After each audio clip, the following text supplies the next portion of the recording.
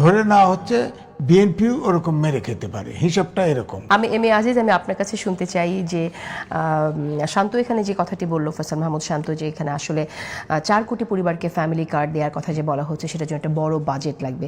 আপনার কাছে কি মনে হয় যে এটা আসলে কতটুকু চ্যালেঞ্জিং হবে বিএনপির জন্য? ধন্যবাদ আপনাকে।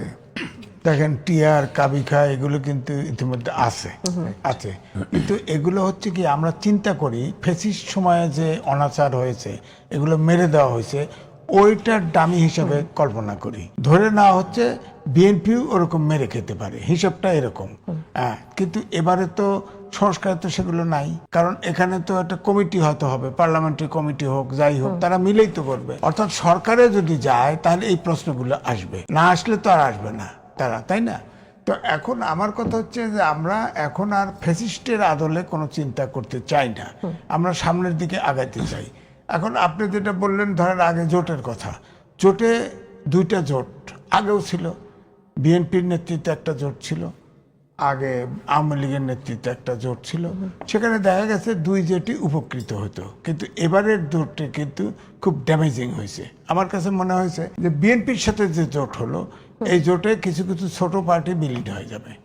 কারণ হচ্ছে যে একটা দল থেকে গিয়ে সে বিএনপিতে যোগদান করেছে, সে কিন্তু বিএনপির থেকে আর বেরোতে পারবে না, কারণ এইখানে কিন্তু সংস্কার হয় না। অর্থাৎ সে সংসদ থেকে যদি রিজাইন করে বা দলে ফেরে, সাথে সাথে তার মেম্বারশিপ চলে যাবে। তো তার মানে সে আর আসতেছে না ফেরত, একটা দিক। আরেকটা দিকে ধরেন শান্ত মাইন্ড করতে পারে, আমি কারণ এনসিপির তো বরাবর তরুণ ছাত্ররা যারা করছে, আমি ক্রিটিক ছিলাম, কিন্তু আমি কিন্তু এটাও ঠিক, আমি তো প্রবীণদের একজন। 71-এ মুক্তিযুদ্ধ করেছি, প্রত্যাশা পূরণ হয় নাই। 90 আন্দোলন করেছি, প্রত্যাশা পূরণ হয় নাই। আমি ভেবেছিলাম যে এই অভ্যুত্থানের পরে হয়তো আমাদের প্রত্যাশা পূরণ হবে, কিন্তু কোনো সময় ছাত্ররা সব আন্দোলনের নেতৃত্ব দিছে, কিন্তু সরকারেও কেউ অংশ নেয় নাই এবং এত বিতর্কিত হয় নাই। হ্যাঁ, তো সুতরাং এখন যে এই যে এনসিপি, আমি বলবো কয়েকটা টুকরো ভাগ হয়েছে। শান্ত যতই বলুক না কেন, পারসেপশনটা তাই। একটা চলে গেছে জামাতের সাথে, জামাত লিডারশিপে আছে, তাদের এন্টিটি আলাদাভাবে দেখছে না মানুষ। আর একটা গ্রুপ আলাদা কমিটি করে ফেলছে, আর একটা নারীরা মিলে কিছু স্বতন্ত্র চলে গেছে। অর্থাৎ ব্রডলি বলা যায় 3টে ভাগে বিভক্ত হয়ে গেছে। এখন ধরে নিচ্ছে যে পারসেপশনটা এইটাই যে এনসিপি ব্র্যান্ড ভ্যালু আছে, এই জন্য তাদের এখন 3 জন উপদেষ্টা ছিল, তারাও কিন্তু এখন উপদেষ্টা নাই, তারা কিন্তু আলাদাভাবে থাকতে পারতো।